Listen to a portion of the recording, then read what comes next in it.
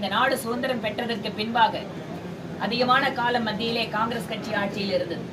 இடைப்பட்ட காலத்தில் கூட்டணி அரசுகள் இருந்த போதிலும் கூட இந்த 10 ஆண்டுகளாக வறுமை நிலையில் இருக்கின்ற மக்களுடைய வாழ்க்கையில் மாற்றம் என்பதை அவர்கள் நேரடியாக மத்திய அரசினுடைய தொடர்பின் காரணமாக உணரத் தொடங்கியிருக்கிறார்கள். இந்த சிதம்பரம் நாடாளுமன்ற தொகுதியிலே எங்களுடைய மாநிலத்தினுடைய பொதுச் செயலாளர் மிக சிறப்பாக கட்சி பணியை, சமுதாயத்தினுடைய பணியை செய்து கொண்டிருக்கக்கூடிய திருமதி கார்த்தியாயினி அவர்கள் எங்களுடைய தேசிய ஜனநாயக கூட்டணி வேட்பாளராக நிறுத்தப்பட்டிருக்கிறார். இங்கு எங்களுடைய கூட்டணியில் கூட தமிழகத்திலே ஒரு பலமான கூட்டணி, அனைத்து பகுதிகளிலேயும் அங்கங்கு மிகுந்த செல்வாக்கு பெற்றிருக்கக்கூடிய கட்சிகளை எல்லாம் இணைத்து தேர்தலில் வேகமாக மக்களுடைய ஆதரவை பெறுகின்ற பிரதமர் மோடி அவர்களுடைய அன்பினை வாக்குகளாக மாற்றுகின்ற ஒரு பலமான கூட்டணியை அமைத்திருக்கிறோம்.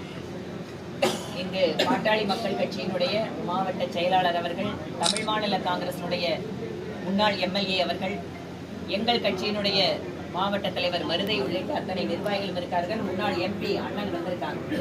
கட்சியில் இவங்கெல்லாம் இணைந்து இந்த கட்சியின் மீது நம்பிக்கை வைத்து மாற்று கட்சியில் இருப்பவர்கள் எல்லாம் எங்கள் கட்சியில் இணைந்து கொண்டிருக்கிறார்கள்.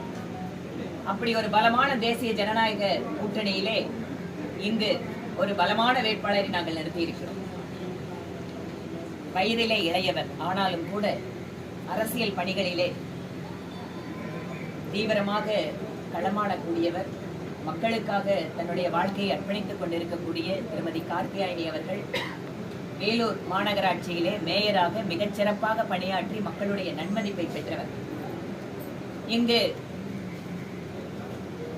இந்தி கூட்டணி, அந்த இந்தி கூட்டணி ஆரம்பிச்ச போது இருந்ததுல கொஞ்சம் பேர் இல்ல, நிறைய பேர் எங்களோட தேசிய ஜனநாயக கூட்டணிக்கு வந்துட்டாங்க.